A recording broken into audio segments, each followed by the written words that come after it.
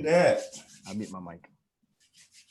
Hey everyone, this is S.J. Thomason, and I'm here today with G-Man and Vekl, and we are going to look at a really funny video that's by Matt Dillahunty. It's a video and his atheist debates idea. I think it's called Atheist Debates Channel, and it's on religion and fear. And he is trying to claim that you should have no fear if you don't believe in a religion. He thinks that people use religion to quell their fears, and we're going to give a pretty good review of that. And so before further ado, let me have these guys introduce themselves in case you don't know them yet.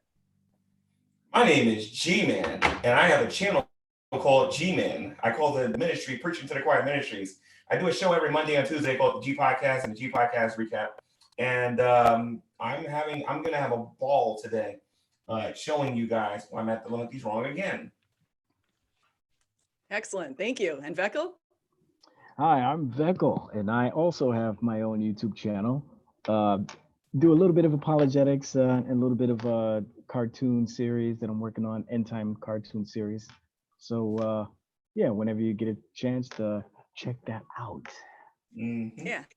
Yeah, be sure to go look at their channels. I have links to their channels in all of my videos, and so you guys can go ahead and just click on those and definitely want to subscribe to them and follow them. And so before we go over to our channel with Matt Dillahunty, I want to say hi to the people I see in the chat already. So I've got Anti-Theist, Mind Onion, Spartan Theology, Gavin Hurleman, and Praise I Am. So this all the good buds are in here so far. So we're going to go over and take a look at Matt Dillahunty's video because we don't agree with him. And also I see Korag and Vekel's in the chat too. There we go.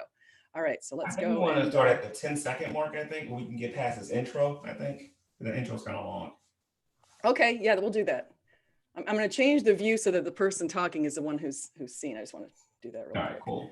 Okay, here we go. Okay, just setting it up here really quickly. Share computer sound. There we go. And we're going to zoom ahead to about 10 seconds in, you think? Maybe like here. Yeah, about the world. No, back it up 10 seconds. Mistake of seeing agents understanding of the world. Okay. You want me to back up a little bit more? Yeah. Let him go through his intro. Oh, I see. Here he's got this thing. Okay.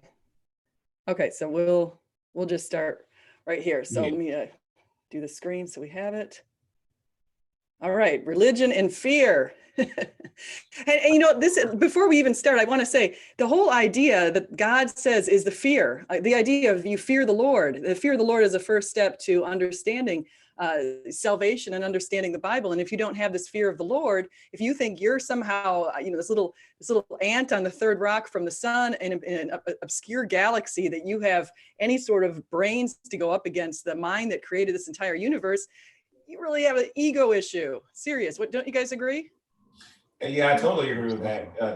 The Bible says that the fear of God is the beginning of wisdom, and the fear of God is the beginning of knowledge. It's a reverential respect, that we have for the Creator. I think when atheists hear the word fear, the first thing that goes to their minds and their hearts is being afraid. And that's not what God is telling us to do. He's not telling us to be afraid of him. He's telling us to respect him. Exactly. Yeah, exactly. And I have a book by the late Robert Morey, Dr. Robert Morey. Wish I could have met this guy in person before he passed. But he has several books that I own. One of his books is called The Fear of God. And in the beginning of the book, he talks about how the term fear of God is used at least 103 times throughout the entire scriptures. And every time that term is used, it's always followed up by something positive on God's part. So the fear of God is the beginning of wisdom, as G-Man pointed out, and it is a good thing. It's not a bad thing. It's a good thing. It's good for us. So. Amen. Exactly. All right. So let's see about Matt Dillahunty's fear.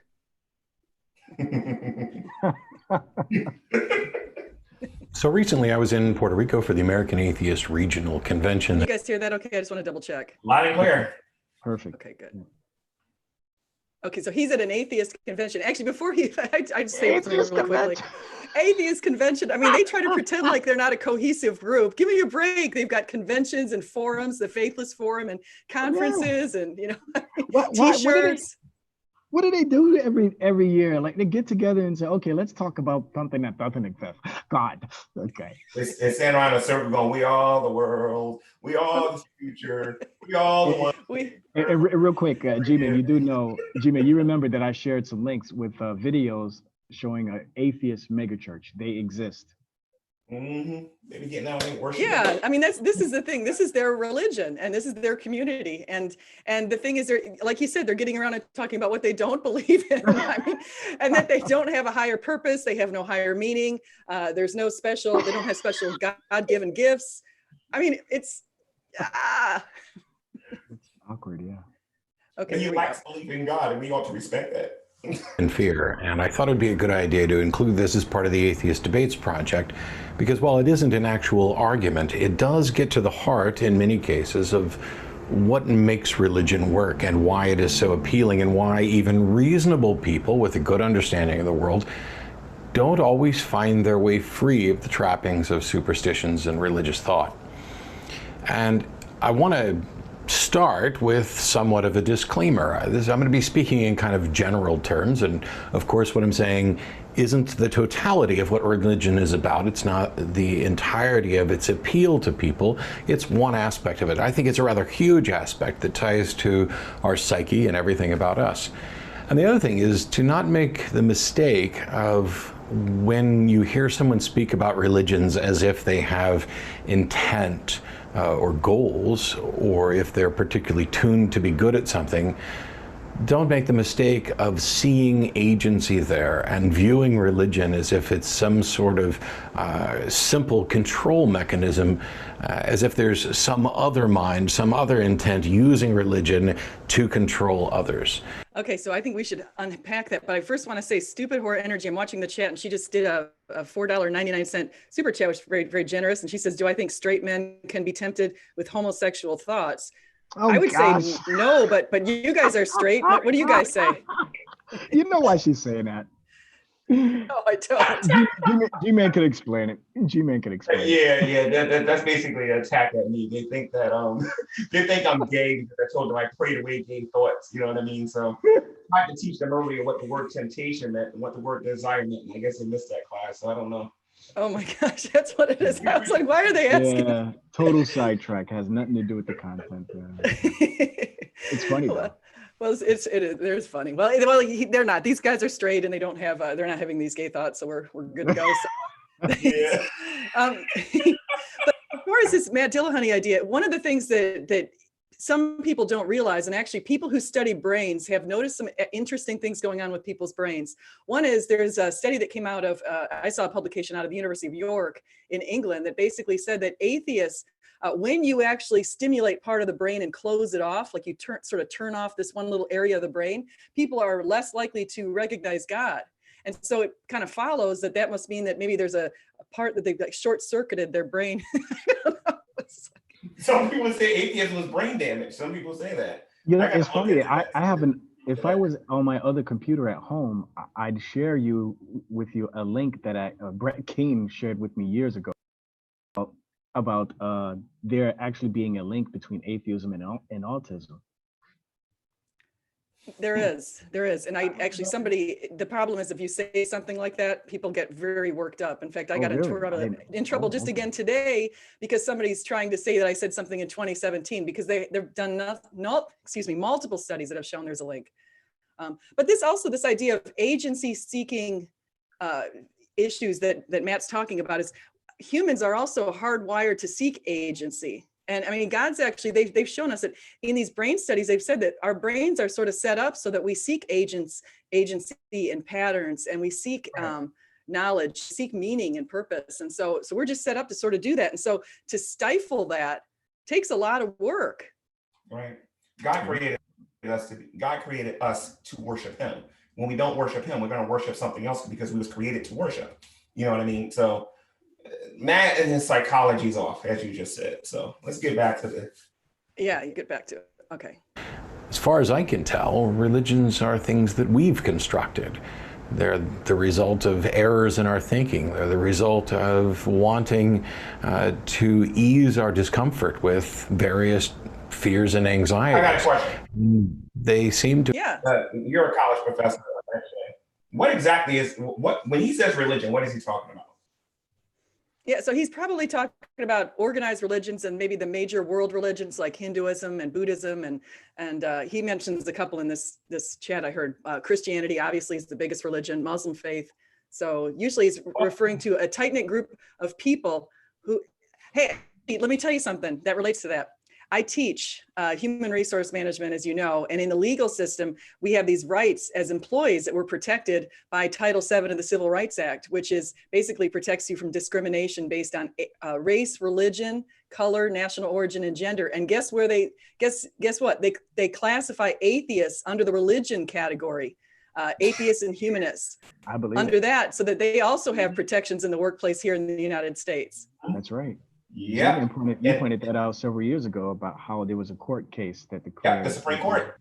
The Supreme Court ruled that atheism is a religion in this country. As a matter of fact, I sent you a link on the side chat. If you want to screen share that, it actually gives you a list of secular religions that are out there. That's why it's Matt Dillahunty's own fault for not being more specific about what he means by religion.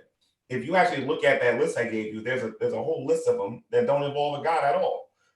So is he referring to religions that have a God or don't have a God? Like, what is he talking about? Like, yeah, because there's, I mean, this is what they do. These organized groups, these guys practically have a religion because every Sunday, sort of religiously, they have their TV show or whatever it is, their YouTube channel show that basically spends a lot of time talking about how there is no God. Yeah, basically, yeah, and they use a lot of nonprofit money. They use their own personal money. He travels the world to say that, guess what, guys? There's no God. There's no God. Exactly. Join us. There's no God. You know, honestly, Vekl said it best. That if there was really no God, stay home and play your PlayStation or something. Like, really drink and be merry. You know what I mean? Stop wasting your time going around telling people ain't one God. Right. You know? It doesn't make sense because it's like, you know, I was just saying this today to somebody on Twitter. I said, on my Twitter feed, I don't go through Hindus. I don't go to their Twitter pages, and I don't go to Buddhist Twitter pages to say that any of the gods that they believe in are false. I don't spend the time doing that because I just, number one, I don't want to insult them. And number two, I just don't feel like it's worth my time. I figure if they want to open their eyes to Jesus, they'll do that. They're not going to do it by me showing up on their timeline and telling them the Hindu gods are phony. But what would possess an atheist to go on the offensive, to find you and to harass you about believing in Jesus? Since we don't do that, there has to be something controlling them. And that's why a lot of times when I'm talking to atheists, I let them know about the spirit world and how Satan is controlling them. You know what I mean? To attack specifically Christians. If the atheists would just open up their eyes, pay attention to what's going on around them, you only care about one religion and only one religion only, and that's Christianity. You don't care about the rest. I agree with that. You know. Yeah, they do pay a lot of attention. And David Wood is the one who says a lot on that, which is kind of funny. He says it in the beginning of one of his debates with this guy. He gets up there and he says, you really have to admire the amount of time these people devote when their time is so limited. And this is all they have to going and devoting hours and days and debates. And he goes, what propels them to do that? Can you imagine how depressed they get when we ignore them and we don't like really acknowledge them? Can you imagine how depressed they probably get? Like we're the only people that matter to them. Like this is just weird, you know? Just weird. Yeah, well, I see Stuart Scott in the chat. I want to say, Stuart, I didn't say that it's my job to show other. When I said if I show Christianity as the truth, I didn't say that I'm going to bombard other people's timelines on Twitter who are Hindus or anything like that. That's not how I'm going to go about showing it's the truth. I show it's the truth by providing a message myself and books and a YouTube channel and that kind of thing. So that's how I'm showing the truth. I'm not going to show up on their timelines and bombard them. That's the bottom line. There's a distinction. Exactly. I totally agree with that. Totally agree. So let's continue with Mr. Dillahunty's words of wisdom. Okay. You know, he's got his eyebrows kind of done there. You notice that? They look very very trim. I don't know. You ever see his pink beard when he makes it pink? Wait, say it again.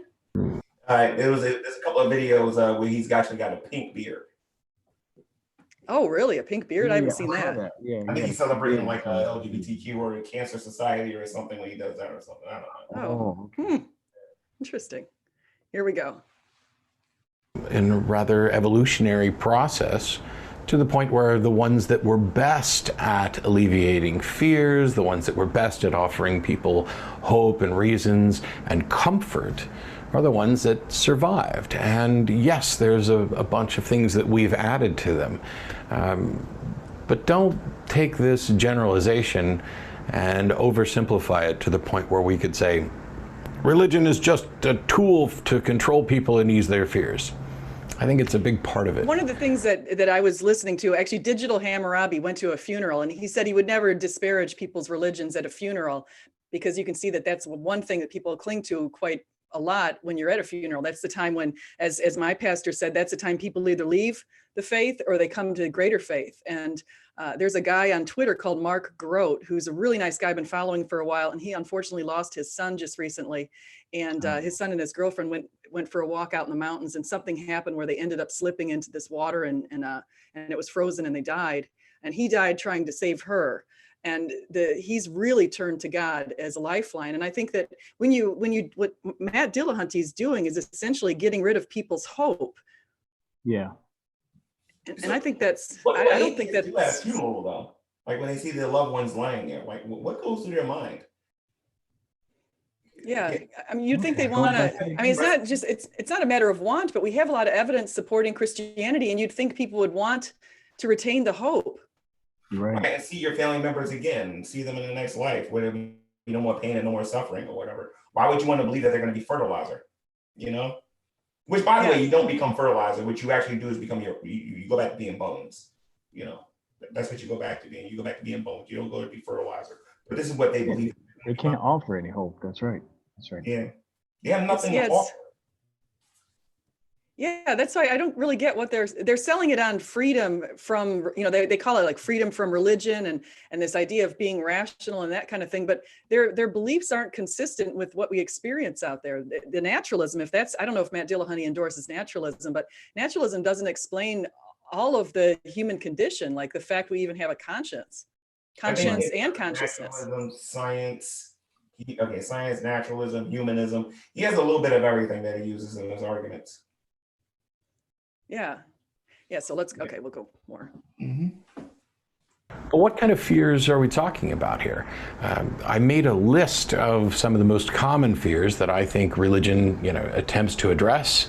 The first one is a fear of the unknown. What's around that corner? What's behind that bush? What's somebody else doing?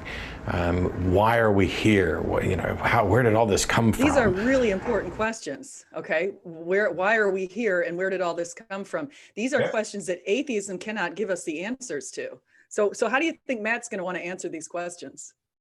Oh, let him keep talking. He's going to do it. That's a good question. I don't know. Let him. Vekl, that's exactly what he's going to say. Oh, are you serious? I'm making a prediction. Let him.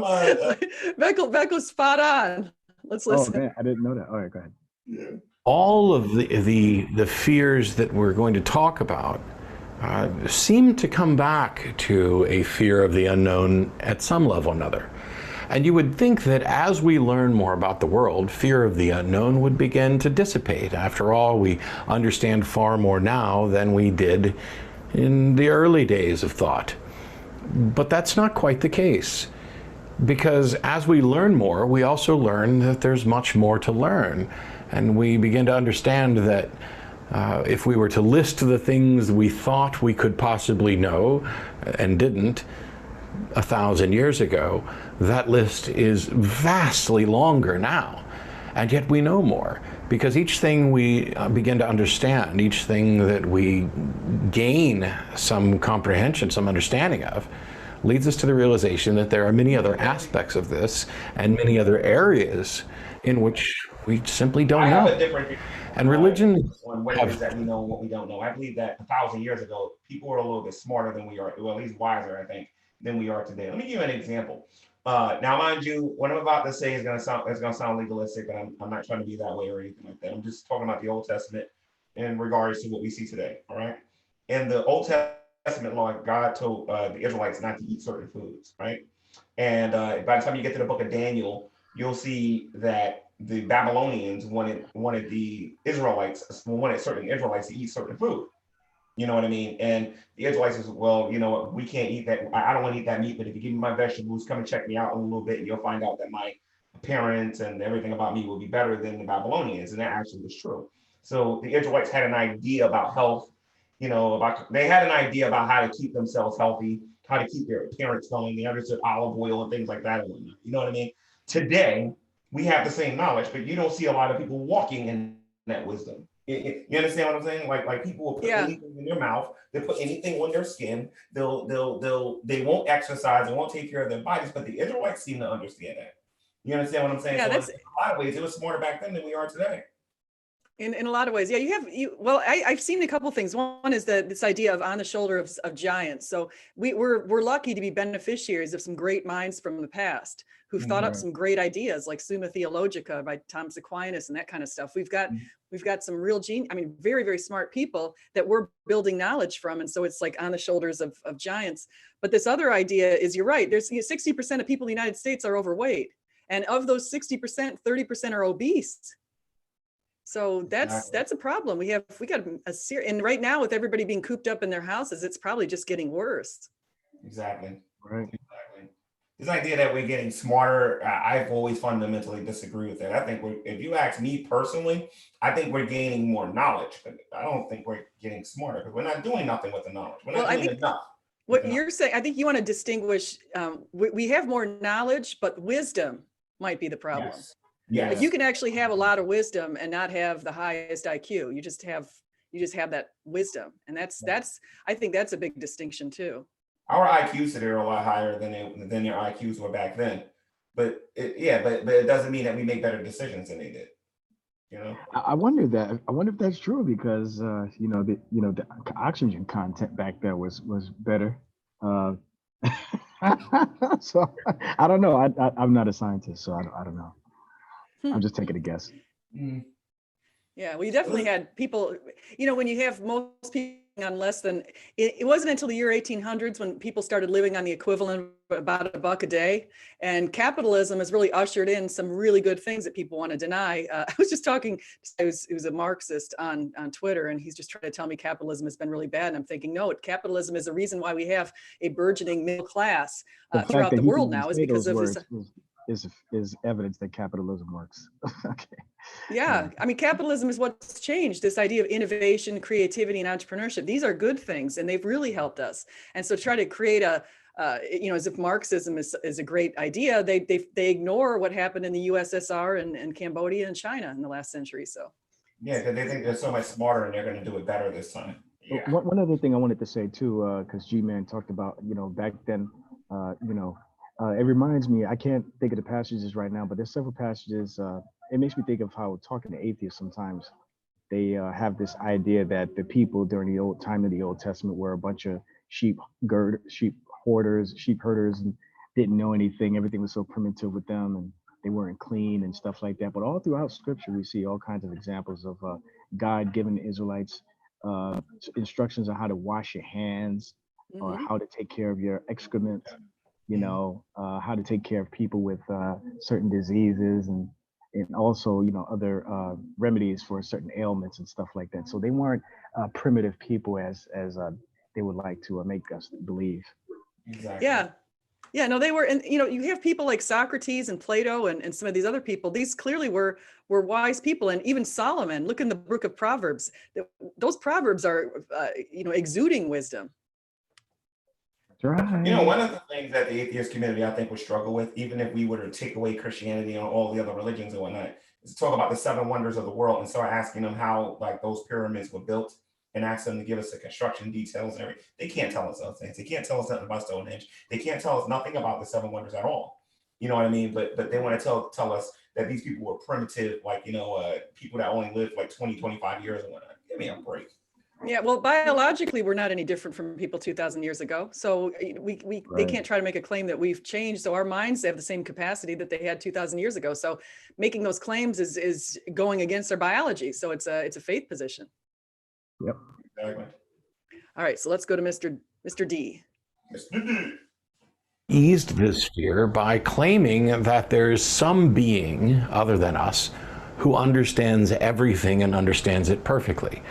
It's no wonder that this is comforting, much the same way that when you're a child, you don't understand much about the world, but you are not absolutely terrified. In fact, quite often children have a sense of adventure that is sort of beaten out of them by the time they reach adulthood.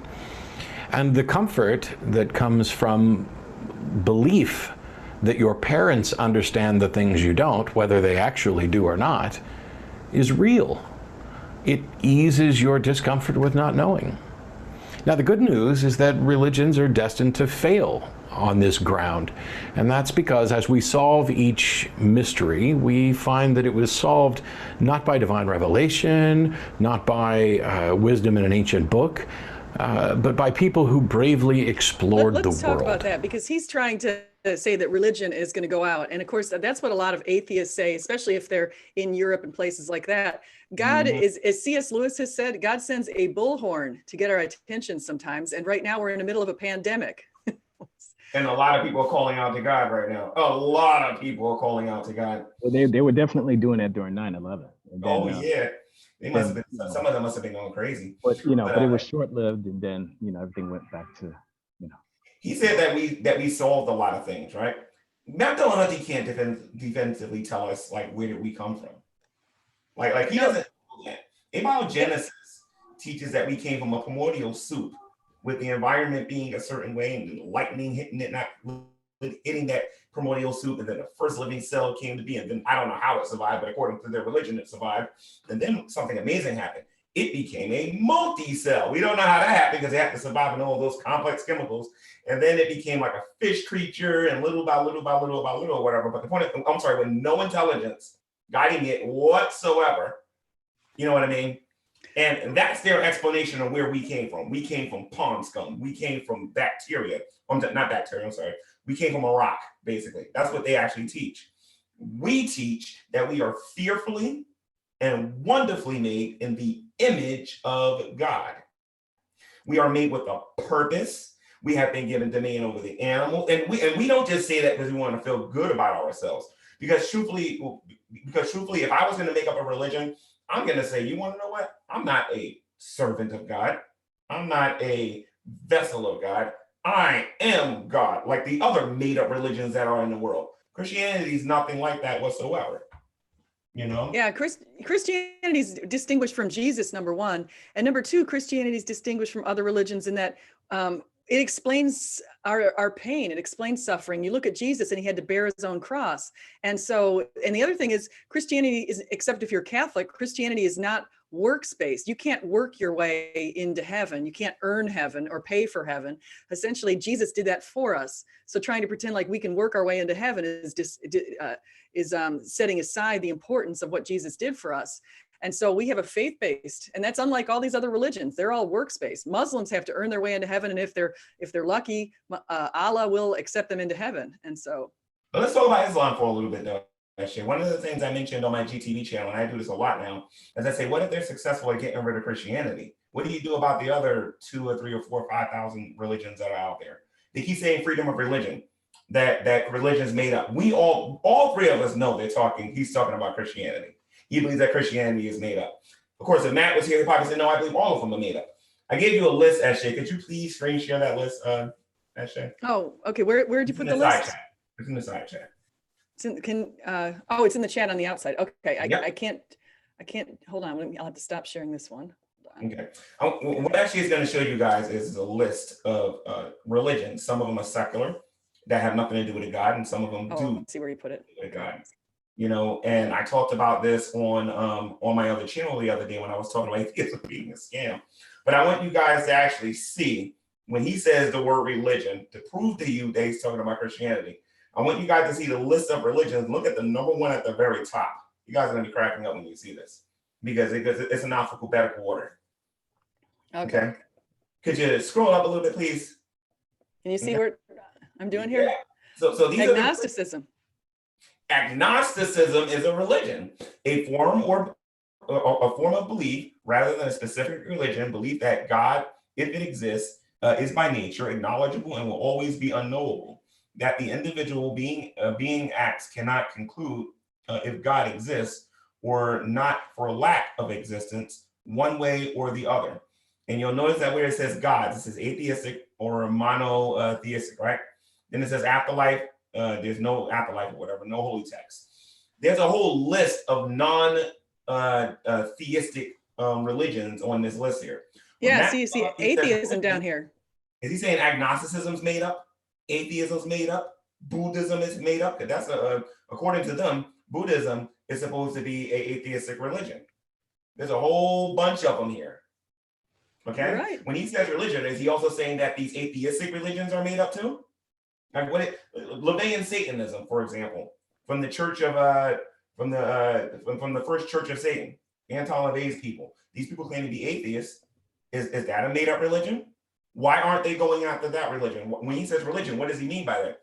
He's talking about Christianity. And if you get rid of Christianity, this is the big point. If you get rid of Christianity and Islam still exists, how do you get rid of Islam?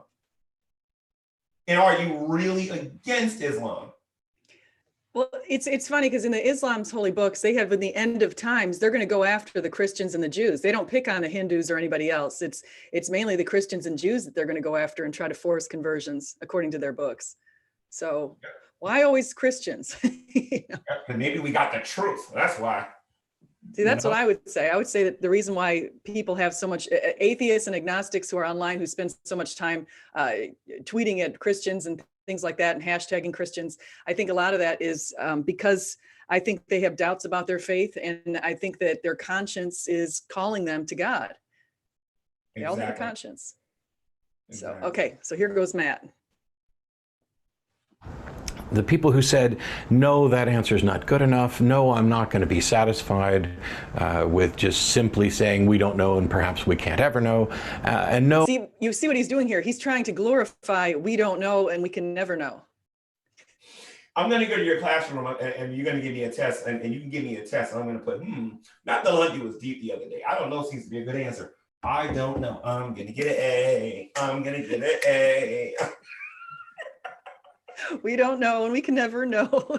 Let's celebrate and I don't know. Let's not try to gain any more education. I don't know. I don't know.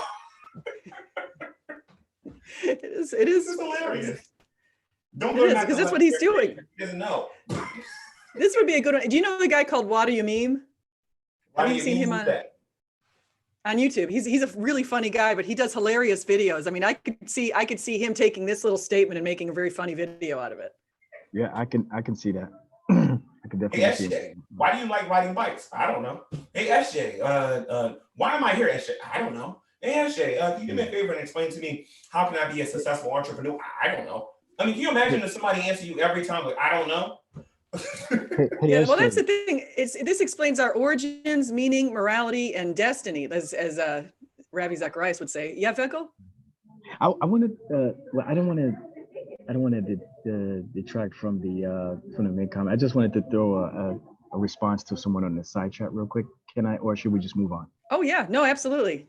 Okay, I'm monitoring the side chat. All right, so Brian Stevens is on the side chat. He's making this assertion that we hear a lot of atheists make, about the Numbers chapter 5, about the test of infidelity. Are you familiar with that part in the Old Testament? Yeah. Okay, so basically it was God put forth this thing that the Israelites were to do in order to see if a woman committed adultery on her husband. So basically what the atheists are doing is they're looking at that passage and they're trying to assert that this is God condoning abortion and stuff like that by having a woman drink this bitter water and then her losing the baby. That's not at all what the scripture says at all. In fact, it's the complete opposite. It's her, if she was found guilty, her being infertile afterwards or sterile. Okay, so she would become barren if she was found to be guilty. So atheists unfortunately misread that passage a ton of times.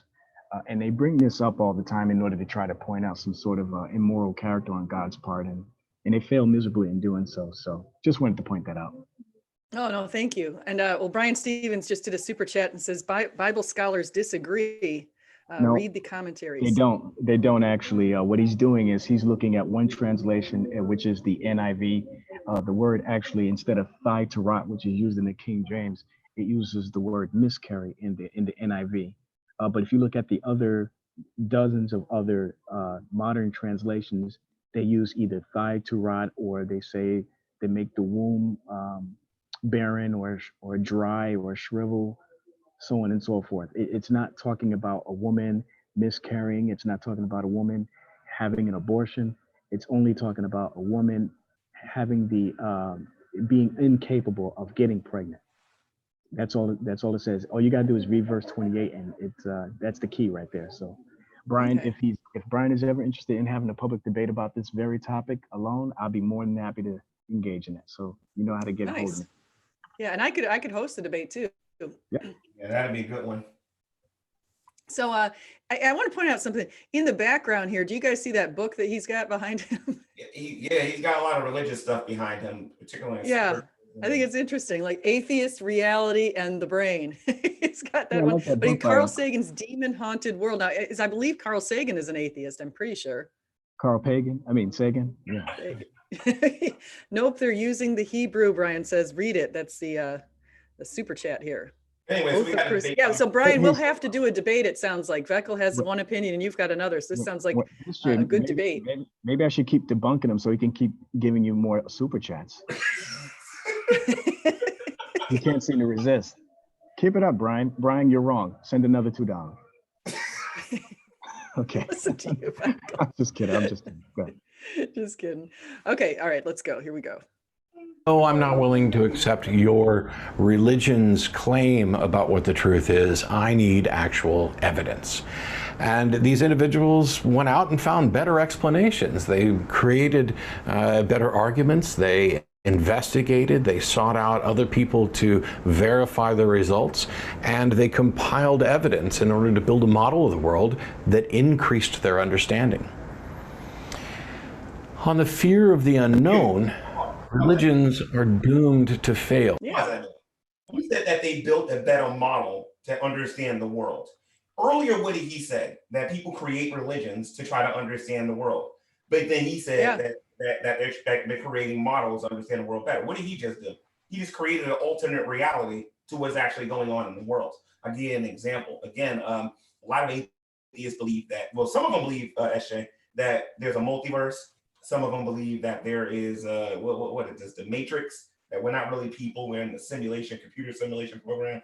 There are some of these people that believe that, I don't know, science can answer every question that's out there.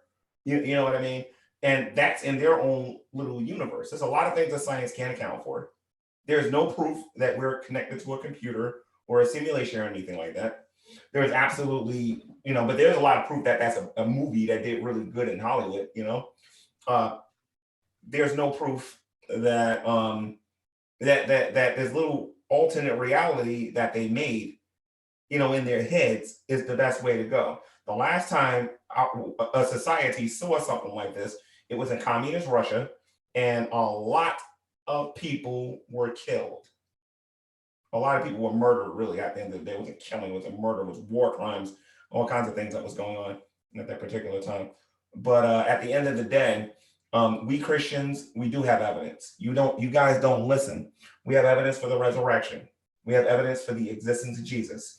We have the evidence for the persecution of the church. We have the evidence for the authenticity and the reliability of the scriptures. Okay, we have evidence for these things, and we can show you this a million times. You guys are going to still keep saying the same things like the parrots you are. You're going to say, no proof for the scriptures, no proof for the scriptures, and that's what they're going to keep doing. No matter how many times you hit them in the head with the evidence. Vekl and Brian can have a debate on, what that passage means. Vekl's read it, Brian hasn't. And Vekl is going to break it down in the Hebrew. He's going to be able to give you the culture. He's going to be able to give you the scholars. And Brian's going to be able to give you what a site said.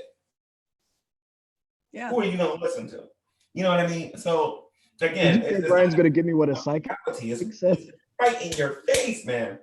Wait, G-Man, did you say Brian's going to give us what a psychic said? No. What a site said. And by the way, Brian. Okay. I think you said psychic. Yeah. What some website said versus proper exegetical reading of the passage, Right. Yeah. Again, Yeah. go ahead. I have to say, I see Digital Hammurabi in the chat, and I want to mention him because he he also probably has an opinion on numbers 5. So that's what we're discussing, Digital Ham. Okay. I do have to step out, but I'll be listening in from the outside. So. All right. Okay. So if here, you guys are should we still go a on little bit after more? 6 o'clock, Yes, let's go a little bit more. Yeah. If you guys are still on after 6 o'clock my time, I'll pop back in. Okay. Okay. All right. Take care. Bye-bye. All right. Thanks. Because as we learn more, the things that we have to be afraid of as far as unknowns begin to diminish. Even when we begin to understand that there are far more things unknown than we would have previously imagined, our discomfort with not knowing begins to fade. Because we have a newfound confidence that, first of all, we may be able to understand some of these things if we work at it. And secondly, the things that we don't understand, we only know that we don't understand them because we understand other things.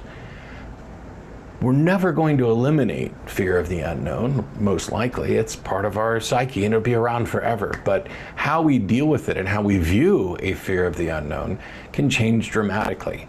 And if you're not as worried, if you're not as uncomfortable with saying, I don't know, and as you change the world so that people in general are more comfortable with saying, I don't know, then there's less stigma applied to not knowing. See, that's what he's again saying. I want to go back for numbers 5. Digital Hammurabi is also adding to what Brian said. So basically, Brian is saying that numbers 5 is concerning abortion and that God was approving abortion. And Vekl was saying, no, numbers 5 is actually talking about a woman becoming barren. And so, and Vekl said that verse 28 is really important to look at. So I mean, I've heard those different arguments, but I haven't really spent a lot of time on that myself. So I'll just stick with what Vekl said for now and let Vekl debate Brian on this.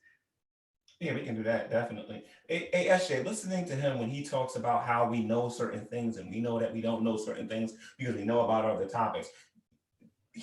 He basically took, what is this, the last 4 or 5 minutes justifying suppressing information. Dillahunty made an assertion in this, that religion fails and that religion isn't true. And yes, he admitted that he's going to talk about generalities and all that. But when you're not willing to explore faith, and you're not willing to actually look at the evidence that has been shown to you, you know what I mean? You're just pushing it aside for what he and only what he thinks is proper information. He's suppressing information at that point. You know what I mean? If he's suppressing information, what is he really learning at the end of the day? He's not taking everything into account. How can somebody come up with a proper understanding of the world that we're living in if there's information out there that you're intentionally suppressing? Yeah, I always say, I have to say that I feel like, don't people want to know the truth? Because that's always what I wanted to know. I remember when I was away from the church and I was kind of a weak Christian for about 20 years, I always wanted to know the truth, and I'll take the information as it comes to me. And the interesting thing is, the more information I've accumulated about Christianity, and I do read, in case people are wondering, guess what? I read a lot of atheist books. I go to atheist websites. I listen to their debates. I read their blogs. I've read Bart Ehrman a bunch of times. I know what his new positions are on things that I completely disagree with, but I'll read it and I'll put that information through. But the thing is the more I learn, the more support we have for our faith. Jesus and archaeology and geology, even we've even got support for the earthquake occurring in the year 33. So geologically, so we've got that actually in when they went and they looked at the Dead Sea Basin, they looked at these different little seismites down there, and they found that we have support for that. So there's all this support that we have. And so if you guys really want to know the truth, it's there. Just open your eyes to it. And I know Christianity, people think it's the default, and you think, oh, it's easy to be a Christian. No, actually, it's harder to be a Christian than it is to reject Christianity, because if you're a Christian, then that means you have to start acting better. And then you realize what kind of a dirty little soul you are when you try to act better. You forgive people and you try to do these things that Jesus told us to do. And it's a lot more difficult than just saying, oh, it doesn't exist. Being a Christian is going against the grain. And it's a painful thing, because you got to constantly deny and deny. There are things I want, there are things I want to do, but those things aren't good for me. You know what I mean? So you got to say no to those things.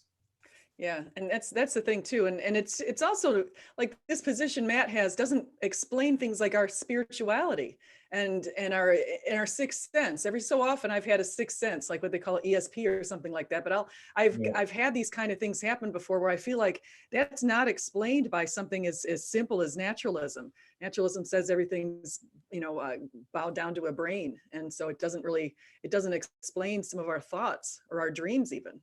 We definitely have another sense. I don't know if I call it the ESP or anything like that. I know it's similar. It's probably similar to it, but I definitely think we have another sense because science tells us we only have five because they ignore the spiritual world. There is something, I don't know how to describe it, but there's something that tells us that somebody's going to walk through the door. You can't really hear it with your ears. You can't see it with your eyes, but you just got this feeling that somebody's going to walk through the door, or somebody's going to knock on your door. You just get this sense that somebody's going to do that. You know what I mean? Or even deja vu. When you have these deja vu occurrences where you're in a situation and you feel like, geez, I feel like I dreamt that, or how did I know exactly how the situation was going to go? And so there's just a lot of these, and then plus just genuine with God spiritual experiences that you have when you go to church or when you pray. You feel this inner sense of I'm in alignment now with my Maker, and That's so right. and that's one of the things. What were you going to say? God will show you the future. And a lot of times, you know what I think, Eshe? He'll tell us what's going to happen in the future via our dreams. You talked about this a little bit earlier, or in a different video. He'll actually tell us what's going to happen in our dreams. And then years later, it'll happen, and we'll think it's deja vu. But really what it was is God telling you this was going to happen on this particular day. Mm-hmm. You even notice, like, wow, I could have swore I said that to somebody a minute ago. And I could have swore I remember walking through this door and doing this. Wait a minute, I remember this. And then you say something to somebody and you go, oh, okay, I remember that dream that the Lord gave me about this. And, Yeah. So there's some pretty, I told you, I think I mentioned before, I mentioned it when I was on yesterday with Nathan, but I had a dream that this girl who was in my accounting class was going to be my roommate at a different college the following semester. And it turns out she was. So, it sounds like self-fulfilling, but I had never even met that girl. And I told my sister about it too. I said, this girl is in my class. I don't even know her name, but she sits 2 rows ahead and she has brown curly hair. And I described her, and there it turns out there she ended up being my roommate. And what atheists will do is they'll have that experience, or one of them will have a similar experience, and they'll discount it and ignore it, and they won't add it to their knowledge. They won't even investigate it. You know what I mean? They'll completely suppress it. Whereas that we take it and we add it to our knowledge. I think that's a big difference between us and them. Another thing, I had another kind of really interesting experience. One morning I woke up and I couldn't get the song Something in the Way She Moves out of my mind by the Beatles. You know that song? Mm-hmm. It's a really pretty song. And so I woke up one morning, and I don't usually think of that song, but it just kind of came in my mind. Then I picked up the newspaper, which I used to get. Now I don't physically get one, but I picked up the newspaper and it said George Harrison died that day. And I found out he was the author of that particular song. And so it was kind of cool. Interesting. And this is weird stuff happens. And it's kind of like, I just feel like there's a spiritual undercurrent that is out there. So, okay, here we go with Matt. All right. A stigma applied to saying I don't know.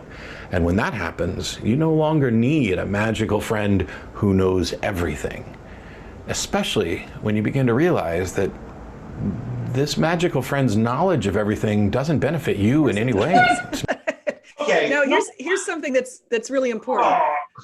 If you think about us as being a we've got about 7 billion minds on this planet, 7 billion active minds, and you've got a greater mind that essentially has all of the knowledge from all of these minds, and then way more. So his knowledge and his mind, God's knowledge and mind, are so far beyond anything we can even dream of. But it's like trying to say trying to say that we have no source of this consciousness doesn't seem realistic when you think about the fact that mind comes before matter, and consciousness. There's a really interesting study called the double slit experiment. In the double slit experiment, having a conscious presence in the room actually changed the way these particles and waves were acting. And the reason I'm bringing that up is because it would give you evidence that there had to be a consciousness in the universe, or nothing would have come out of the Big Bang. You would not see matter coming out before mind. Right. And it's funny because he talked about how you don't need this all-knowing imaginary friend that he was talking about, this magical friend who knows everything. What Matt Dillahunty did, he just told on himself. I believe there's only one belief system out there that believes their deity knows it all, and that's the God of and that's Christianity. I don't think the other two world religions like Judaism and Islam makes that claim. I don't think they do, but we make the claim that he knows it all. You know what I mean? And even if he was talking about the other two, that's only 3 religions. You understand? So he's specifically attacking one particular one, going back to what we said earlier. The other thing is this, SJ. He also said that this would be a imaginary friend or whatever, right? Or imaginary magical person or whatever, right?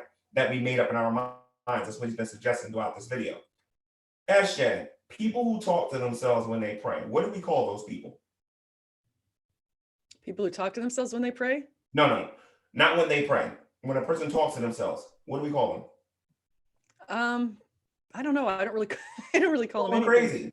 Oh yeah, if they're like schizophrenic or something. Right, and if you think you're hearing voices, we usually call people like that crazy. Back in the great debate days, the atheist community tried to argue. As a matter of fact, there was one specific atheist. I wish you could have a conversation with him. His name was Forbidden Fruit. He lasted about 6 months. That was it. I actually called it and said he wasn't going to last that long. And he made this argument, and he said that people who believe that they're hearing God when they're going through their lives are crazy. People who are Christians are crazy. So what that did to the rest of the atheists is it forced them to now have to give us definitive proof, because the burden now was on them to prove that God didn't exist. And a lot of them was using Matt Dillahunty's argument that they lack belief, right? When Matt Dillahunty makes a statement, because Matt Dillahunty says he lacks belief in God, when he makes a definitive statement that we have an imaginary friend who's all powerful and knows everything and whatnot, right? He puts himself in a position now where the burden isn't on us no more. The burden is on him to be able to prove that he knows definitively that there is no God. And that's why a lot of atheists got mad at the other, at this guy called Forbidden Fruit. And he only lasted about 6 months in our community, if that. It was something else. I wish he was there during those days, actually. You'd have been dying. Yeah, well, atheism has a 30% retention rate. So it's actually the lowest retention rate out of all of the religions or belief systems, if you want to call it a belief system. I think that's because people non-beliefs. realize that they're only against one religion. They need to call themselves anti-Christ, not atheists. Because if you're against only Christianity, then you're anti-Christ. You're not anti-religion. You're right. Yeah. It's pretty clear. Okay, so should we go to the next thing he says? Here we go. Anti-Christ spirit more. Passing on they're the result of. He's going to show the anti-Christ spirit even more. Yeah. I mean, that's the thing, that people call themselves anti-theists a lot, and they don't want to say anti-Christ. But a lot of the anti-theists are going after Christ, especially people like Aaron Ra. I mean, he spends all of his life traveling around the world telling people that Jesus isn't true. And what propels someone to do that? I don't know. Like, maybe I should start getting a lot of a lot of donations, and go around saying that Darth Vader's not real. You know what I mean? Maybe I should start going around doing that. Travel the world and everything, and say Darth Vader is not a real person.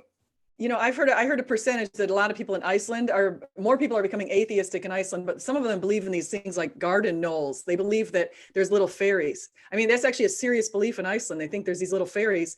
And do I care? Not really. I'm not going to fly up to Iceland so I can go tell them that, hey, guess what? You guys are wrong. There's no fairy. I'm just not going to do it.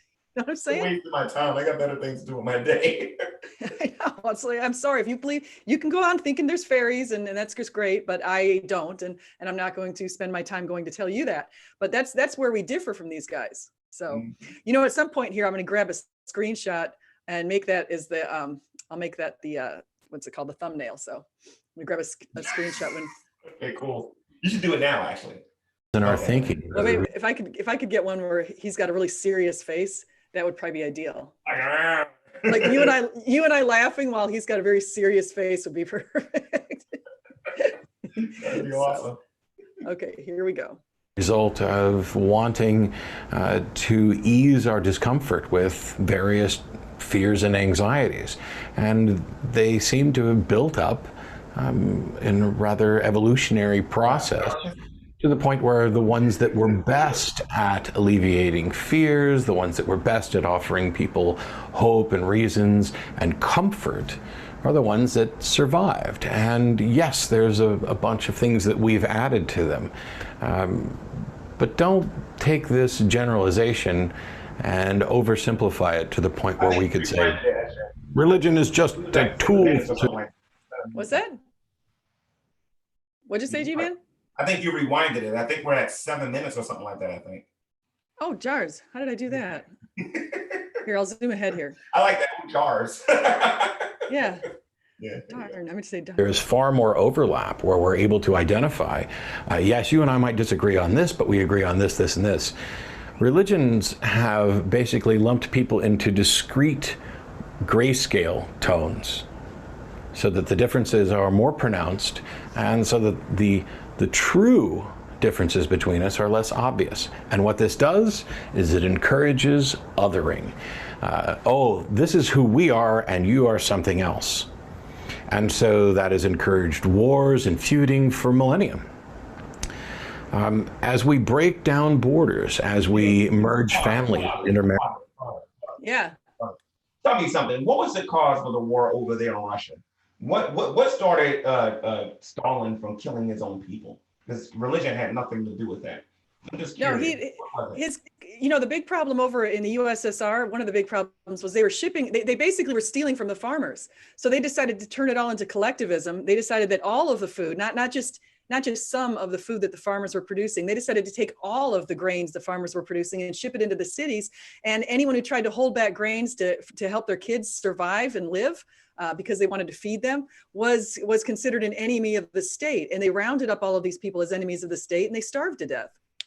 And so that was just one thing that they did. And it's a real tragic thing. And the thing is, Stalin and the other ones, Marxism, that is steeped in atheism. And so a lot of atheists don't like the association, and I don't blame them. But unfortunately, they were also going after the churches. Oh yeah, they tore them down and stole all of their wealth. And I don't really know what they did with the wealth when they actually got it. It's kind of the same thing that Hitler did to the Jews when he killed the Jews, took their gold, took the silver, took all of their wealth and distributed it amongst the other Aryans, the other Germans. You know, a lot of these atheistic beliefs, and that's why a lot of them are coming out saying, because I believe on Drunken Peasants, I heard one of them argue that they was a socialist.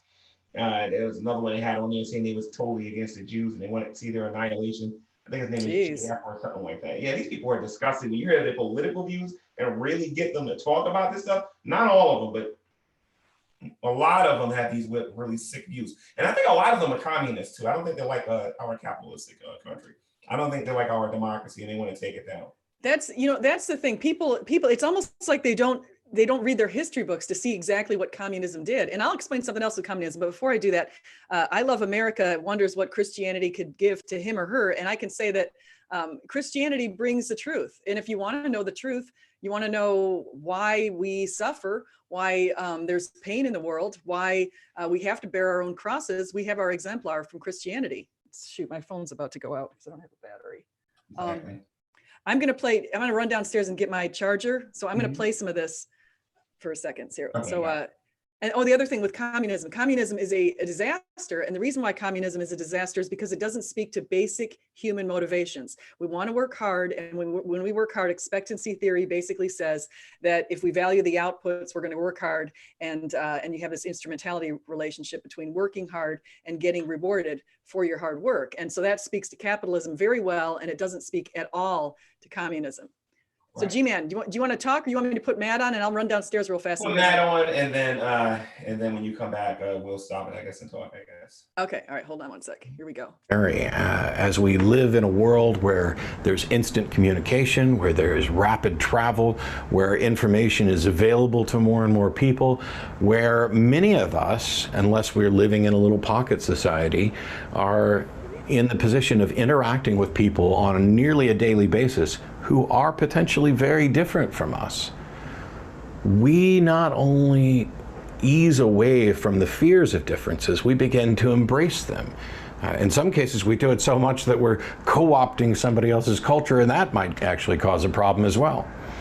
On the fear of strangers, religion isn't just doomed to fail, it's actually part of the problem. This discrete delineation of us and them that each one of them makes is part of the problem. Instead of seeing the overlap, now all we see are the gaps. You're different from me because of X, Y, and Z. Now, this isn't a product of religion, it's a product of who we are. We still struggle, and will probably continue to struggle with racism, sexism, classism. Right now, the way we're trying to understand and deal with transgendered people. Yeah, he's onto something there. So here's the thing. This is where we speak to things like objective morality versus relativism. So a lot of college professors like this idea of postmodernism, and basically what they try to say is that we don't have any absolute truths. There's nothing absolutely true. And what it tends to do a lot of times is people then tend to get into what they call identity politics, where they focus on your identity as, like, say, a white woman, or your identity as whatever it is, it could be a woman, a man, it could be, like you said, transgender, whatever the identity is. And they really focus on that, and they try to distinguish people, versus this idea of saying, really, why don't we look at our commonalities? And I think Matt's actually arguing that we should look at our commonalities instead of these different distinctions, but I could be wrong. I'm not, but that's actually, I agree with the idea of looking at our commonalities. Well, he keeps talking about how religion is the problem. See, I would agree and disagree, but I think I agree and disagree for different reasons. See, as a Christian, I don't consider myself to be in a religion. I consider myself to have a relationship with the Creator. That's what most of us believe, right? A religious person usually is a person who is just trying to be good and trying to make themselves look good under a certain amount of rules and dogmas to suit a superhuman being or just a set of rules or whatever. And the problem with that is that a lot of those religions would be, some of them can be forceful on some people. Some of them can have you do things that they think is good for the reason that you're talking about with subjective morality and whatnot. So in that sense, I would be against religion. But to say that religion is the problem and atheism isn't is just, from the Christian worldview, to me, that's just ridiculous. I believe that sin is the problem. Mankind thinking that mankind has it all down pat, not understanding that he's fallen, not understanding that we are horrible and terrible beings who is in need of a savior. You know what I mean? I think we Christians got that down a whole lot better than a group of people that want to say, wars, religion, hunger and famine, religion, no medicine, religion, no technology, religion. You know what I mean? First of all, you got these people out here that's calling themselves atheists, and some of the technologies that they're coming up with is capable of destroying the entire planet. You know what I mean? Some of the technology that they have come up with has enough destruction to be able to make everybody sick at any given time. You know what I mean? Some of the things that these people have come up with is just straight up wrong. You know what I mean? Well, yeah, no, the big problem is with atheism is this idea. I'm sorry, go ahead. This idea that they don't think they're held externally accountable for their actions. And so if they could get away with murder, they thought they could get away with it, who's going to hold them accountable? Who's going to hold them accountable for anything that they do? And so I would rather be in a room with a bunch of people who feel like they're going to be held accountable versus those who don't feel like they're going to be held accountable. Because you can see some pretty bad outcomes. We saw that in the Soviet prisons in the USSR. A lot of the Soviet guards basically would really heap abuse on people, and they did all kinds of horrific things to prisoners, and they just didn't think they were going to be held accountable. All of our politicians knows how dangerous atheism is, and they read the history books and they've seen what happened in communist Russia. And if these atheists would study something besides biology, they would know these things. You know what I mean? They would understand. One of the big problems is, I always wonder why people come to atheism and why they do that. I have to say, sometimes people, it's because they were raised in a maybe real repressive family, and maybe they were raised by people who were extremely religious, but maybe they were also hypocritical, or maybe they went to a church where people were hypocritical, or maybe somebody in a church abused them.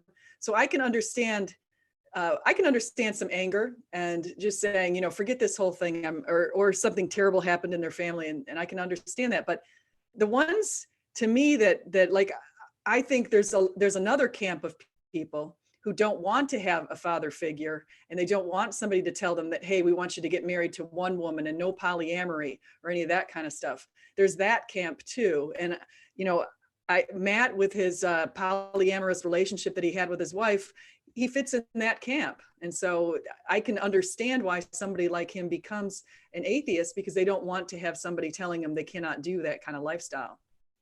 I don't think any of them like being told what to do. Yeah, or some of them, they've actually done some studies. They've shown that a lot of atheists had pretty bad dads, like they had, or their dads weren't there. So Yeah, they had forced to go abusive to dads. church, forced to do this, forced to do that. Now they're atheists. They think they're liberated, but in reality, they're just as religious as we are. The only difference is we're trying to win people to Christ, and they're trying to spend the rest of their life taking you away from Christ. There really ain't no difference. Yeah, it's a shame. All right, so let's go. Let's see what he says. Is perhaps atrocious by most standards. And that's not the cause, that's not the fault of religion, although I think religions have exacerbated this problem by creating and pronouncing and emphasizing the differences and the divides between us. But I think we can get through this, and we will. And as we begin to embrace the differences, we learn more about the similarities as well, and we're less fearful. And we might not need some religious model or superstitious model to put us all in neat little boxes. Wow. So that we're not afraid of the people who are different from us. Yeah. He said model. He says you don't need a superstitious model or a religious model. He's always putting the two things together. You know what I mean? And earlier he talked about how the atheists and the scientific community have their model and they have a better understanding of the world that they're living in. You see what he's doing? He's trying to put us in the category of the superstitious and the people who are not scientific and not very intelligent versus the people who actually study and actually look at what's going on in the world. There's a lot of ways to debunk Matt Dillahunty, and we don't got time to do it. But one of my favorite ways to point out why Matt Dillahunty is not as educated as everybody might think he is, me and SJ actually reviewed a video where a little child rebuked Matt Dillahunty into the ground about history. You know what I mean? And it wasn't just one child, it was a couple of children that called the atheist experience and did this to him. If the man is as educated as the man thinks he is, then why did he have to cuss out and black out on a child? You know what I mean? Yeah, that's I'm a child not also good. knew history better than him. Well, I can say that one of the things that does bug atheists is when they see somebody like, say, Cy Gart. Cy Gart's a biology professor. When they see somebody like him who was raised in an atheist faith suddenly decide he's a Christian. And when they see somebody like Sarah Selviander, Sarah is a cosmologist, highly intelligent. Or What's you. that? Or well, you. just anyone with a PhD. They don't like to see that because I mean, that goes against their straw man, basically, that they've erected to try to pretend that Christians are dumb. You've got Francis Collins, who's the head of the Human Genome Project. He decided he was an atheist, and he decided he was Christian one day because he reflected on C.S. Lewis's trilemma.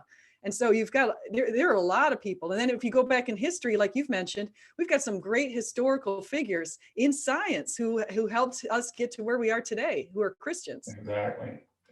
Exactly. For them to say that we don't think and we're not good thinkers and we haven't thought out things or whatnot, it's just dishonest. It's just not true. And I don't think they care about whether or not they're being true or not. They're in a war and they want to try to win this any way they can. You know? Yeah, and it is a war. Actually, it is a war. There is a war going on here on this planet. And as C.S. Lewis has said, there's a war between good and evil, basically, and a war between, I mean, there's, as he said it, we're sort of an enemy-occupied territory. There are, he's got behind him the demon-haunted world. Guess what? We are in a demon-haunted world. Carl Sagan was right about something. Mm-hmm. And so, unfortunately, people want to be on the right side of that. You don't want to align with darkness. You want to align with light. If you align with darkness, you align with people who lie, who steal, who accuse, who don't hold the truth to be valuable, and definitely don't hold trust to be valuable. So you definitely don't want to align yourself with what opposes all light. You know what I don't understand, Shay? There aren't that many atheists in the United States, right? When people claiming to be atheists in the United States. It's about 3.1%. About 3.1% in the United States say they're atheists. Right. And if you go outside your house, it's pretty hard to find them, right? So Dillahunty sits there as if he's in the majority, talking as if everyone agrees with him. You know what I mean? Yeah. And I think these people are delusional about the reality of the situation. The majority of the Christians, Muslims, and other religious people don't even know who this guy is. Okay, they're not even paying attention to what's going on here on the internet or whatnot. You know what I mean?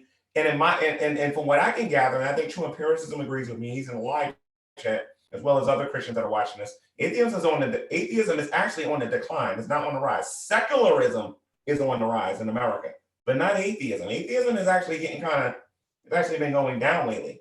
A lot of people won't identify as it. No, a lot of people won't admit that they're atheists. Some people are trying to come up with this. Have you heard this term of a atheist? Some people have been coming up with a yeah. Oh yeah, Steve McRae loves talking about that. I'm gonna have him on my channel tomorrow, by the way, if anyone wants to come by, 5 o'clock. That's going to be a fun show with what you're going to be talking about him about regarding about how agnosticism and atheism is what is agnosticism and atheism isn't the same yeah thing? he says he thinks that a lot of people who are agnostic like to call, they don't want Steve to be considered agnostic, they want to call Steve an atheist, and Steve's like, you can't say that I'm an atheist. And so he made up this little chart of atheist and agnosticism, and he used these gumballs, and so we're going to talk about that, so that should be kind of funny. He is an example of an agnostic who loves to rattle people's cages. I mean, he spends the whole day on Twitter, a lot of times pushing people's buttons. I believe you. He's like Adam Friended. Adam Friend is an atheist who does the same thing. I mean, they make videos. It's funny. That's why I had Adam Friended's video, and I watched part of that just recently on this channel because it was really funny what he was doing. So. Okay, so you ready to go a little bit more? Yep. This may be a fear that we can get over just by continuing to try to understand other people and interact with them. So one of the other fears that religions tend to attempt to ease is our fear of uncertainty. Much like our fear of the unknown, the fear of uncertainty is this idea that we want to have an incredibly high confidence level. We'd like to be absolutely certain about the things that we know and think we know. And yet, this doesn't seem to be possible. We live in a world that seems largely deterministic, but isn't wholly deterministic. We live in a world where we want to be certain, but can't. And we live in a world where we frequently have to make decisions and act upon the information that we have, and we don't seem to have access to certainty. And so we're constantly making decisions in the absence of this. We don't have sufficient information. The reason why I believe his argument is one big giant straw man is that Matt Dillahunty is not approaching Christians from where we're coming from. We're coming from, we believe in the Gospels, we believe in Jesus based on faith. Our faith is not a blind faith, it is a faith that's backed by evidence. You know what I mean? And Matt Dillahunty is arguing from a sense that, of proof, of like strong empirical like proof, like in your face, like this is a quarter and it's right there in your face, so you know type thing. You know what I mean? And his whole argument is a straw man. None of us argue like that as a Christian. You understand what I'm saying? We say by faith, this is what we believe. We believe that God spoke everything, spoke the universe into creation. He created whether or not it was 6 literal days or 1,000 year period or whatever period of time it was. Fact of the matter is, we believe that it was a period of time when God actually created the universe, life on earth, and gave us a purpose and everything. By faith, and by the way, we can back this up with archaeology. We can back this up using calling science. Using science. We can use it using various different other topics. You know what I mean? By faith, we believe that God created everything to be good. Everything was, I don't know about saying about it being perfect, but everything was good and it wasn't flawed. You know what I mean? A time came when we went against God and everything started going completely. And if you actually start going backwards, you can actually see that when God made everything originally, you can understand why everything would be, why Adam could live as long as he lived. You can understand why people wasn't getting sick the way we're getting sick today. It was because of our sin, eating things that we're not supposed to eat, drinking things that we're not supposed to drink, polluting our air, polluting our water, not taking care of our bodies and things like that. And of course, you're going to die if those things are happening because you're disconnected from God and you're not doing the things that he told you to do. You know what I mean? So when we believe these things by faith, backed with evidence, his argument isn't that. His argument is that we know that we know that we know that we know. That's not what we're saying. Yeah, no, that's what he's saying. He's saying that we should, number one, I think his main premise is that we should be comfortable saying, I don't know, if we're not certain about things like our origins or why we seek meaning and purpose and that sort of thing. And then he's saying, atheism is a good explanation because why? He doesn't really tell us exactly why, because it doesn't explain these human things that are going on in life. Now, what he just pointed out with here is he also mentioned with determinism. What's interesting is you get people like rationality rules who try to pretend that everything's biologically determined and we don't have free will. And then you have people like Braxton Hunter, who's a Christian. Braxton's a college president, actually, at a college. And Braxton basically says that he makes a pretty good argument for our free will, and that how that does point to God. So we've got, and that's one of the reasons why some atheists pretend like we don't have free will, is because they don't want, number one, to be held accountable, and they don't want to have a source of this determinations that we make. One of his biggest weaknesses actually is science. Matt Dillahunty is not the brightest cookie when it comes to science. Jordan Harrison called the atheist experience while he was on the show and hit him up with some science questions. And there was several other people who did too. Matt's not very strong at biology, chemistry, or anything like that. You can really get him if you know a thing or two about the evolutionary arguments, because he doesn't know how to argue against those things. That's not his cup of tea. But he's not taking this one thing about science into account. Science doesn't claim to be able to prove anything definitively. Did you catch that? Science does not prove. He'll talk about scientists and the things that we know because of science, but he won't acknowledge the fact that other atheists teach that science cannot teach you cannot prove anything to be 100% true. You understand what I'm saying? And if that's the case, then how is that any different than what Christians teach? That's what I want to know. Yeah, you can't have this. Well, see, I feel like, and people don't like when I say this, but I feel like I'm 100% certain Christianity is true. And I know people don't like that when I say that, but I've had enough experiences and looked into enough evidence that I feel like it would be completely irresponsible and actually just completely dishonest of me to deny that. And so that's definitely not a popular thing. Atheists are like, can't you just say 50-50? No, I'm not going to say that. Or why don't you ever, like, I actually had one guy who was, first he was an atheist. No, first he was a Christian. Then he became an atheist because he had lost his dad, and he blamed God for not answering his prayers. And then he said when he was an atheist, he said there's nothing you could tell him that would convince him there was a God. It's like he completely suppressed God, and God put a powerful delusion over him, just like God says he's going to do in Romans 1. And so then now he's come back to Christianity, and he got on and he said, he sent me a direct message on Twitter, and he said, you know what bugs everybody about you? He's like, you won't back down. They want me to somehow come out one day and say I'm an atheist, but it's just never going to happen. It's just, again, I feel like that would be completely dishonest to me to do. So exactly. And you're like that too. You've been doing this for years. Yeah, they done gave up. They know better than me. They know better. Yeah. Okay, so let's see.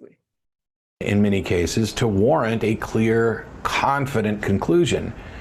And we live in a world where the most reliable information, the best understanding of the world that we inhabit, comes from scientific investigation, a process of critical examination of evidence that doesn't make pronouncements about truth and doesn't give us absolute certainty, but instead creates probabilistic models that are the current tentative conclusions and the best. See, that's the thing. That's what he's saying. Science doesn't give us an explanation for all of this kind of stuff. In fact, science doesn't give us an explanation of science. It doesn't give us an explanation of logic or our desire to seek reason and to be truthful. It doesn't give any explanations for that. He's advocating for scientism when he's saying that science is obviously should be the only way, or is the best way to understand the world that we're living in. You know what I mean? Science can't tell us. Okay, if you talk to an atheist, actually, next time you do a little one-on-one conversation with them, write this down. And you'll see what I'm talking about. And I hope one of your future guests is prepared for this. Ask them, can science prove whether or not the supernatural exists or not? Yeah, no. Majority of them are going to tell you no. Majority. Okay, so if science can't prove it, then what can we use to determine whether or not the supernatural exists?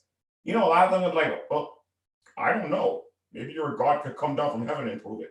And they'll say something like that. And then if you mention faith, they'll push that to the side immediately, because they don't want to hear nothing about faith. They don't have a defense for that.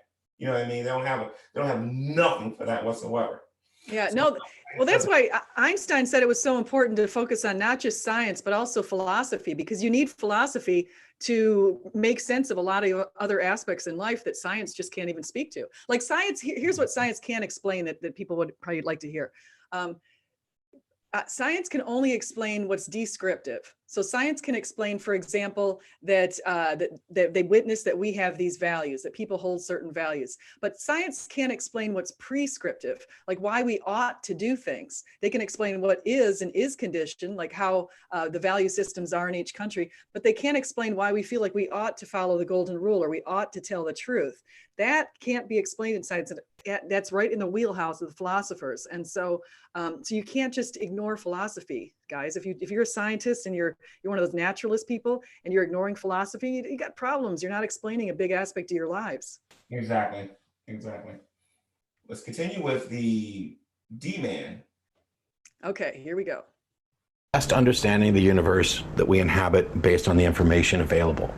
This can be very frustrating. This can be terrifying.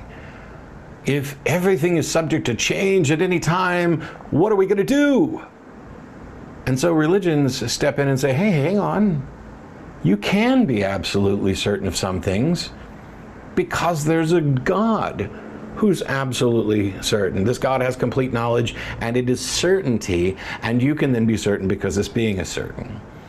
Now, I discussed this a bit when I had the debate with Cy Ten Bruggencate, and I don't see how it's possible for a limited, flawed being like a human being to be granted access to absolute certainty by some other entity, God or not. If you have a flawed brain, if you live in this universe, I don't know how some other being's certainty can be transferred to you. I think probably what they're actually saying is, I can't actually be certain, but I am incredibly confident that there is a being who is.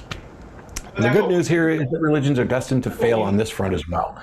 Yeah, what'd you say, J-Man? When we're talking about certainty, that's what we mean, that we're extremely confident in God's word. You know what I mean? God has been so true to his word.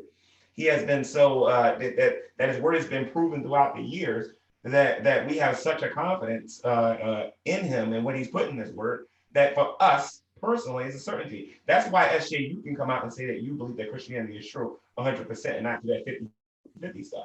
Because you see I believe 100%. And I've done the due diligence. I've done the work. So I've gone in there and I've looked at the evidence. I've had experiences myself, which initially led me, but I've gone in and done the work. So, I mean, it's going to save my kids a lot of time because I'm writing them books and putting it all together for them so that they can, they'll have it when they're ready to learn more about it.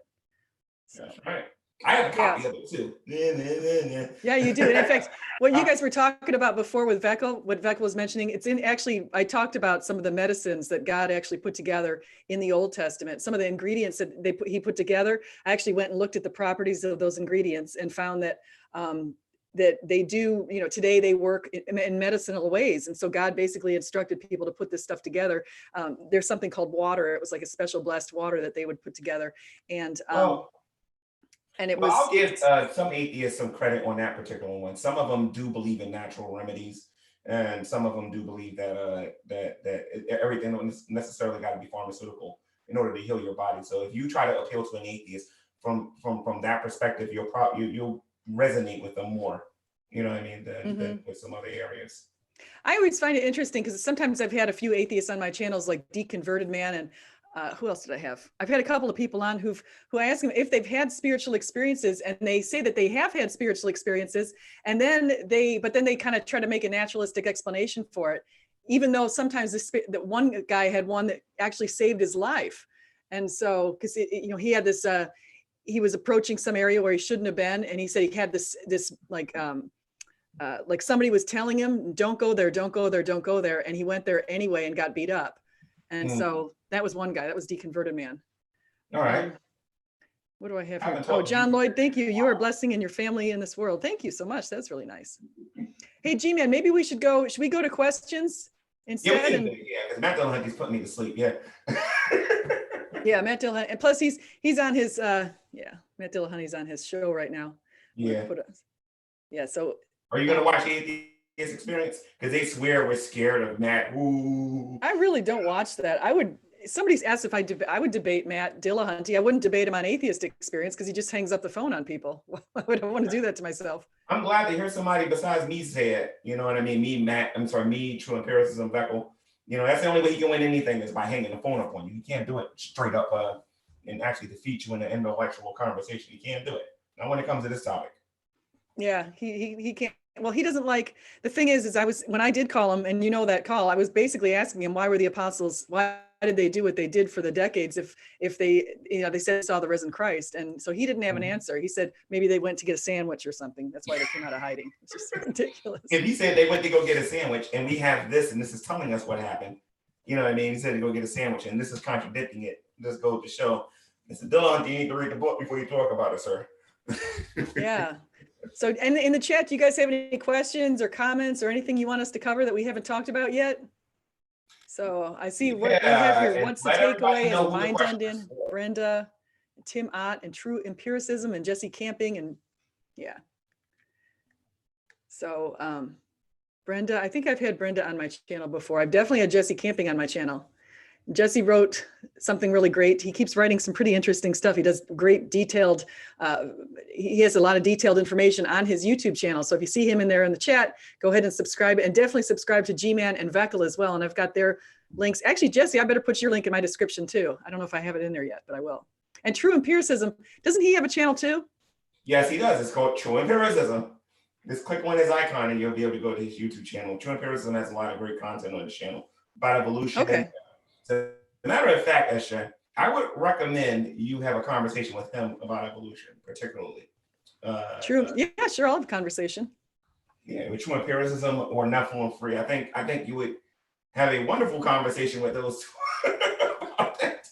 Yeah, no, I would like that. I see Tim Ott, he's saying SJ is WLC, a naturalistic denier of scripture. So WLC, actually, I just listened to some of his views. He thinks that Genesis, the first 11 chapters, are sort of metaphorical. Not everybody thinks that way. A lot of people think it's literal, more literal. So I think G-Man and Vekl fall in the literal camp. I've always said I'm a little, I don't know. I don't know about Genesis. I haven't really figured out exactly what is in Genesis. And I don't pay that much attention to it as much as maybe I should. Let me ask you a question. You mind if I put you on a hot seat a little bit with that, Shay, or you want to do that in private? Yeah. No, it's just that Adam and Eve, I do believe there were two people. There were the first two people, Adam and Eve. I definitely believe that. And I believe that God put us on this planet at some point. And I believe that there's possibilities for other people coming around the same time. Like God might have first put Adam and Eve out there. Maybe he doesn't mention them in the Bible because he focuses on Adam and Eve's family, but maybe then there were also other people that he created around the same time. And that would get past the bottleneck problem that the people who are biologists try to say that we have. Vekl is trying to call me. Let me see what he got to say. I want to ask you a question about Genesis though. Hold on 1 second. Hello? Yeah, I'm on the show, Vekl. Hello? I guess he hung up. So anyway, I think he's trying to get back in. Is he trying to get in? Oh, he's trying to get in? Okay. Let me Is check. Hold on. Let me look. I don't know why Zoom created this thing now that we have to, I don't see him here. Zoom created something that is kind of weird because we used to be able to just bring people in without having to accept they're coming in. So yeah, I don't see a request from him. I think it says 2 participants. No, I don't see him trying to come in. Well, anyway, the question I want to ask you, SJ, because again, during the Great Debate years, the first 11 chapters in Genesis was always under scrutiny with the atheist community. And believe it or not, it forced me to actually go do some reading again. And I had to listen to some people to get a better understanding of something. Let me ask you a question. Do you believe that Adam and Eve ate from a literal tree in the Garden of Eden? yes, actually, I do believe that. Do you believe Adam and Eve was real people? Yeah, I believe they're definitely real people, Adam and Eve. I absolutely believe that. I don't believe that, and I believe Abraham is another one. People ask if Abraham was real. I absolutely believe that Abraham was real. And I think that Jesus said that Adam and Eve were real, and Jesus said Abraham was real. So I go with what Jesus said. All right. The only reason I'm asking you, Shay, is because you got to be careful with the first 11 chapters of Genesis, because if they can talk you into saying that it's metaphorical, I mean, I'm pretty sure you read the Gospels like a quadrillion times, but if you go to the Gospels, and by the way, the reason why I'm believing that you read the New Testament is because of your defense for the resurrection and Jesus' existence. You can't do that without actually reading the New Testament. You know what I mean? Oh yeah, no, I've read the New Testament dozens and dozens of times. Right. I've read the Old Testament, not very much. I've read parts of the Old Testament a lot, but I read the whole thing all at one point not too long ago, a couple of years ago. So, right. But Jesus mentioned Sodom and Gomorrah Jesus mentions. Yeah, He no, I mentions believe there was a real Noah. Sodom and Gomorrah, and I also believe there's a real Exodus, and I absolutely believe there's a real Exodus, and I think that the reason why people try to claim that we don't have archaeological evidence for it is because they've chosen the wrong pharaoh and time period for the Exodus, and so I've seen evidence from people like Inspiring Philosophy and another guy called Phil Cottrell that talks about this possibilities for different pharaohs, and that we do have evidence that supports Exodus when we Let consider me the ask you different something. pharaohs. If there was no if there was no YouTube and there was no apologetics on here for you to be able to go back and forth with people, what would your opinion about Genesis chapter 1 and 11 be?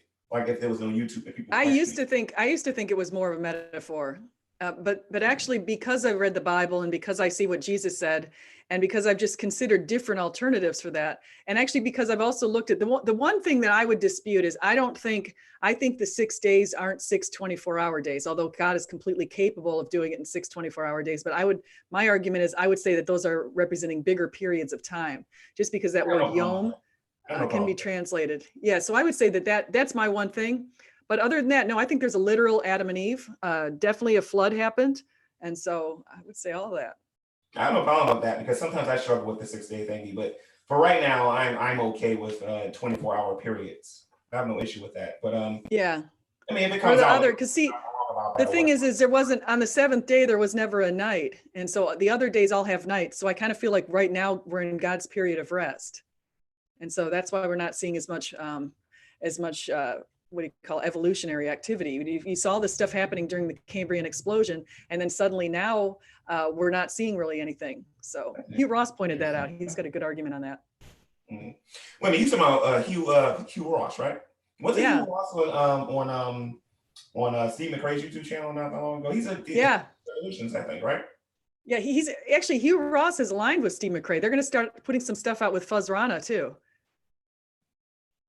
That'd be interesting. I hope Hugh Ross don't get caught up in believing like Steve McRae. No, Hugh Ross has been he's been Christian since he turned 16, and I've met him in real life. He's a really really sharp cat, and he basically he's got some theories. He actually makes a good argument for Adam and Eve being 900 years old, and he just says that our bodies changed when God sort of changed us so we'd like atrophy quicker. Or entropy quicker, I should say. Mm-hmm. Did I watch William Lane Craig video? Yes, I did. Yeah, Susan Slam, I definitely watched that video. That's where I got the ideas that William Lane Craig says that it's more metaphorical. And so his opinions are interesting. I feel like there's other reasons not to think that, but William Lane Craig also said that he does believe there was an original Adam and Eve. Mm-hmm. Oh, you know what William Lane Craig also thinks that's kind of interesting, and I don't think I agree with this, is he thinks that Adam and Eve could have been Neanderthals. No, I don't agree with that at all. I don't agree with that at all. I kind of feel like Adam and Eve would be the first Homo sapiens. You know what I'm saying? So that's what I think. Matt's approach of I don't know can be summed up as a facade. No, I got true empiricism. Wait, hold on. Aris 106. What about evolution? Have you seen any dogs become non-dogs? No, I mean, there's some problems. One of the problems that even the people who study evolution have pointed out, the Royal Society just pointed this out in 2016, is they have a real problem with a big lack of transitory fossils during the Cambrian period that explain the multitude of species that we have. So I think that there needs to be more to that theory. I think that theory is kind of lacking, and people are afraid to say that in the science fields. So Aries 106 actually that? What's that? Aries 106. Yeah, Aries has that. It's trying to backdoor you into evolution. I see what's going on, but it's all good though. Yeah, I think that's funny. So G-Man, maybe should we go ahead and end the stream?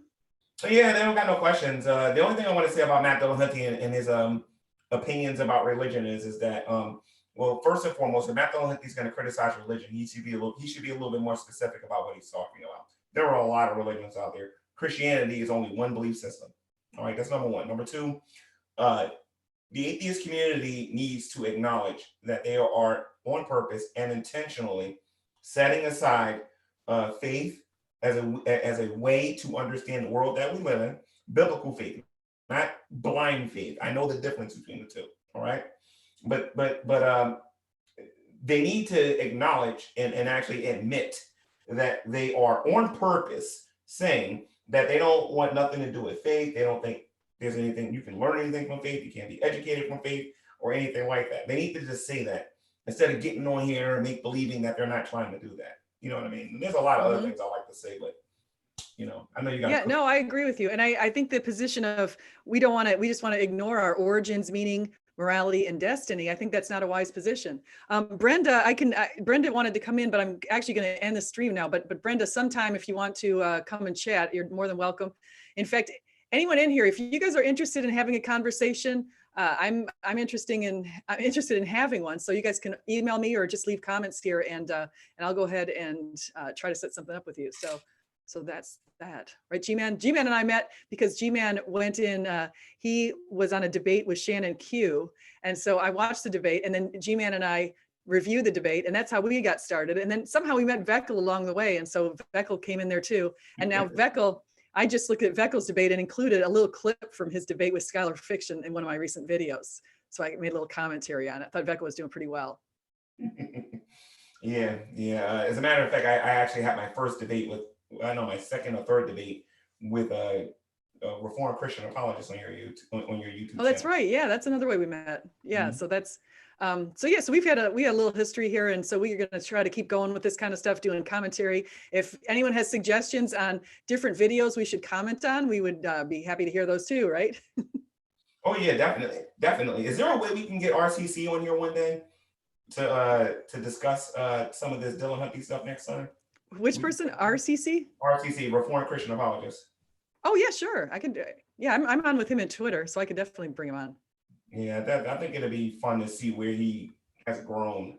Yeah, no, I'd like to bring him on. I'd like to, a lot of you guys in the chat, we talk all the, Gavin Hurleman, we've also had, he's also been on my channel. So we've got people in the chat who've been on the channel. And if anyone is interested in getting on the channel, I'd love to do that. Shakira Sanders says that he or she would like to get on about Genesis, and sure, yeah, I'd talk about Genesis.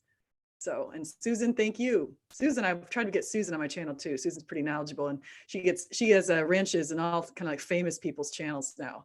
Susan has a wrench in Mike Winger's channel, and I'm jealous of that. And she's also got a wrench in Cameron Bertuzzi's channel, and I'm also jealous of that. All right, you go. Okay. I'm gonna go ahead. Jay Dyer. Oh, Tim, if you've got a connection to Jay Dyer, I definitely would like to talk to him. I've listened to his channel, but it's my understanding he won't go on a small channel like mine. So. Hey, actually, have you seen any of my raps, Ashley, that I've done? No. Oh, okay. Not now, but next time I'll surprise you with one of them. Good. Okay, excellent.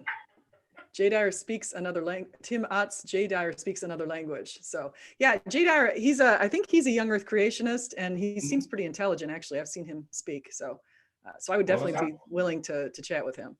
Yeah. So, if you talk to and of course, I'm fine with atheists. In fact, I'd rather you guys get to come in here and just as long as everyone's pretty decent and treating everybody right, it's all a good time. So, I think you've all been pretty good today as far as I can see. So that works for me.